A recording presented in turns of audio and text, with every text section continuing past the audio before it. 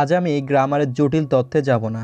চেষ্টা করব সহজ সহজ উদাহরণ দিয়ে শেখাতে, যাতে আপনি বুঝতে পারেন এবং শিখতে পারেন, আর খুব সহজে গ্রামার শেখা হয়ে যাবে। আজকে আমি মাত্র 3টি সহজ টিপ শেখাবো, আর আপনি যত খুশি বাক্য বানাতে পারবেন।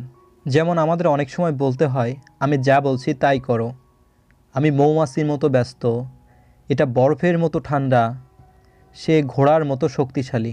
এই বাক্যগুলো খুবই সহজ, কিন্তু তার কাছে যে এগুলো জানে, কিন্তু যে জানে না তার কাছে তো কঠিন হবেই। তাহলে চলুন শেখা যাক কিভাবে এই বাক্যগুলোর ইংরেজি করা যায়।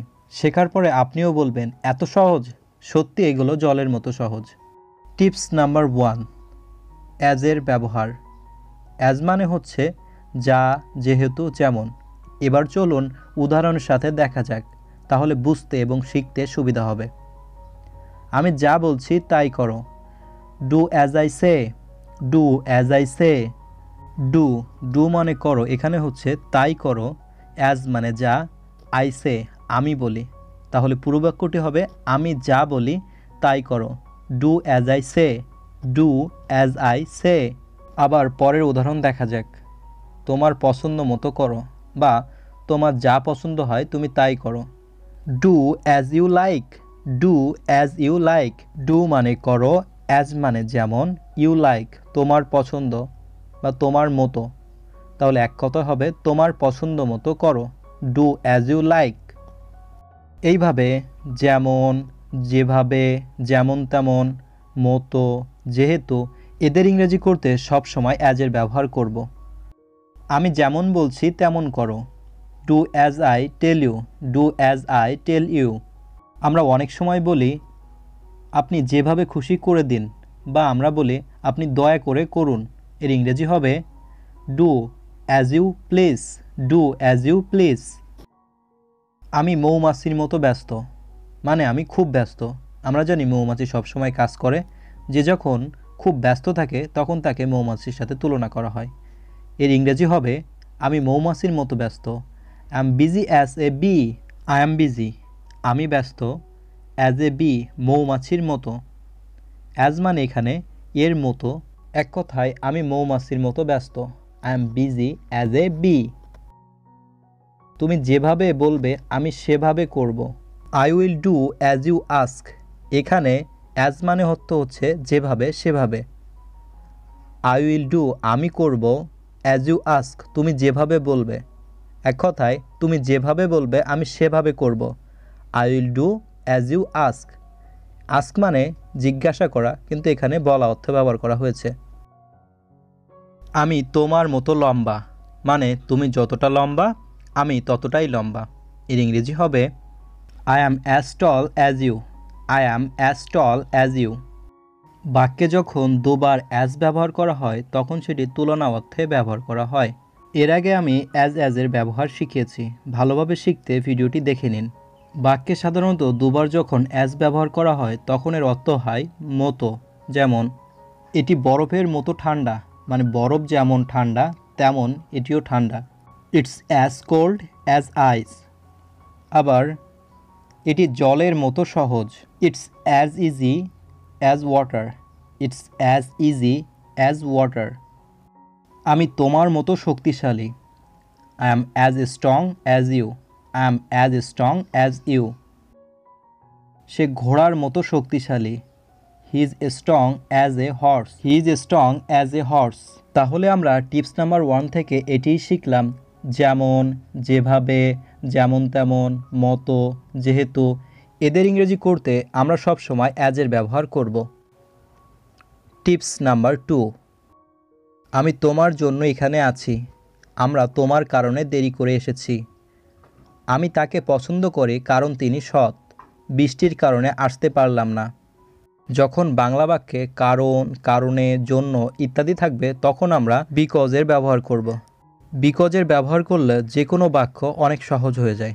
যেমন আমি তোমার জন্য এখানে আছি, I am here because of you, I am here আমি এখানে, বিকজ অফ ইউ তোমার জন্য বা তোমার কারণে। এক কথায় আমি তোমার জন্য এখানে আছি, I am here because of you, I am here because of you. আবার আমরা তোমার কারণে দেরি করে এসেছি, we are late because of you, we are late, আমরা দেরি করে এসেছি বিকজ অফ ইউ, তোমার কারণে বা তোমার জন্য। আমি তাকে পছন্দ করি কারণ তিনি সৎ। I like him because he is honest.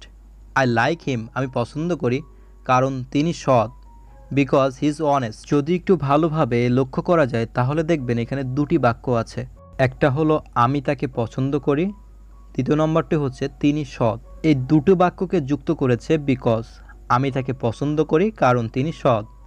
I like him because he is honest. তাই বিকজ হলো একটি কনজাংশন। এর আগে যে আমরা অ্যাজের ব্যবহার শিখেছি, অ্যাজকেও কিন্তু কনজাংশন হিসেবে ব্যবহার করা হয়। এরকম অনেক কনজাংশন আছে, সেগুলো আমরা পরে আলোচনা করব। এখন চলুন আরও কিছু উদাহরণ দেখা যাক।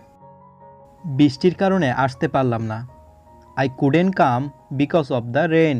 I couldn't come because of the rain. আওয়াজের কারণে আমি ঘুমাতে পারি না।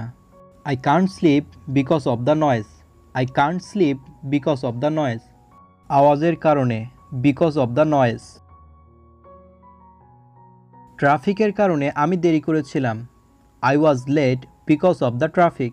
I was late because of the traffic. Because of the traffic, ট্রাফিকের কারণে। অসুস্থতার কারণে তিনি অনুপস্থিত ছিলেন। He was absent because of illness. He was absent because of illness. যে কারণে বা এই কারণে সে জানে না। That's because he doesn't know. এই কারণে তারা যত্ন করে না। That's because they don't care. এই কারণে এর ইংরেজি হবে দ্যাটস বিকজ। তাহলে আমরা টিপস নাম্বার 2তে শিখলাম, যখন বাংলা বাক্যে কারণ, কারণে, জন্য ইত্যাদি থাকবে তখন আমরা বিকজের ব্যবহার করব। টিপস নাম্বার 3, আমি জুলাই থেকে এখানে আছি। গতকাল থেকে বৃষ্টি হচ্ছে। আমি ছোটবেলা থেকে তাকে চিনি। যেহেতু আমি অসুস্থ ছিলাম তাই আমি যাইনি। বাংলা বাক্যে যখন যেহেতু, থেকে ইত্যাদি থাকবে তখন আমরা সিন্স ব্যবহার করব। যেমন আমি জুলাই থেকে এখানে আছি। I have been here since July. I have been here since July. Since July মানে জুলাই থেকে। আবার আমি এখানে আছি 2:30 থেকে। I have been here since 2:30। গতকাল থেকে বৃষ্টি হচ্ছে। It has been raining since স্টারডে। It has been raining since স্টারডে। এখানে আরেকটা কথা বলে দিই সিন্স নিয়ে, কারণ অনেকেই গুলিয়ে ফেলেন সিন্স ব্যবহার করবেন না ফর। এই নিয়ে আমি একটি ভিডিও নিয়ে আসব, তবে আজকের জন্য আপনাকে বলে রাখি সিন্সের নিয়ম। Since is equal to starting point. S for since, S for start, অর্থাৎ স্টার্টিং পয়েন্ট। গতকাল থেকে, জুলাই থেকে, 2:30 থেকে, মানে এই থেকে কথাটির ইংরেজি হবে সিন্স। তাই সিন্স স্টারডে, সিন্স জুলাই, সিন্স 2:30। কিন্তু যদি আমি বলতাম আমি এখানে 2 ঘন্টা ধরে অপেক্ষা করছি, তাহলে ইংরেজি হবে I have been waiting here for 2 hours. I have been waiting here for 2 hours. 2 ঘন্টা ধরে, ফর 2 আওয়ার্স। বাংলা বাক্যে যদি 2 ঘন্টা ধরে, 5 দিন ধরে ইত্যাদি থাকে তাহলে আমরা ফর ব্যবহার করব। আর যদি বাংলা বাক্যে থেকে থাকে তাহলে আমরা সিন্স ব্যবহার করব। কারণ আমরা কখনো বলি না গতকাল ধরে শীত পড়েছে, আমরা বলি গতকাল থেকে শীত পড়েছে। ইট has bin cold since স্টারডে। It has bin cold since স্টারডে। গতকাল থেকে, সিন্স স্টারডে। আশা করি আপনার কাছে পরিষ্কার হয়ে গেছে। চলুন আরও কিছু উদাহরণ দেখা যাক। রবিবার থেকে বৃষ্টি হচ্ছে। It has been raining since Sunday. It has been raining since Sunday. যেহেতু আমি অসুস্থ ছিলাম তাই আমি যাইনি। Since I was sick I didn't go. Since I was sick I didn't go. তাহলে টিপস নাম্বার 3তে আমরা শিখলাম বাংলা বাক্যে যখন যেহেতু, থেকে ইত্যাদি থাকবে তখন আমরা সিন্স ব্যবহার করব। আজকে আমি আপনাকে 3টি টিপস শেয়ার করলাম, যা দিয়ে আপনি যত খুশি বাক্য খুব সহজে বানাতে পারবেন। এগুলি খুবই সহজ। আর হ্যাঁ ভিউয়ার্স, যদি আপনি স্পোকেন ইংলিশ দ্রুত শিখতে চান, বলতে চান, তাহলে আপনাকে যে দুটো কাজ অবশ্যই করতে হবে সেটা হলো প্রতিদিন নতুন নতুন কিছু শিখতে হবে। দ্বিতীয়ত সেটি আপনার রিয়েল লাইফে প্র্যাকটিস করতে হবে, নতুবা আপনি ফ্লুয়েন্ট ইংলিশ কখনোই বলতে পারবেন না। যত বেশি আপনি অভ্যাস করবেন, যত বেশি আপনি বলার চেষ্টা করবেন, তত বেশি কিন্তু আপনি স্পোকেন ইংলিশ তত তাড়াতাড়ি শিখতে পারবেন। So thank you for watching. Love your parents, take care your parents, take care your self.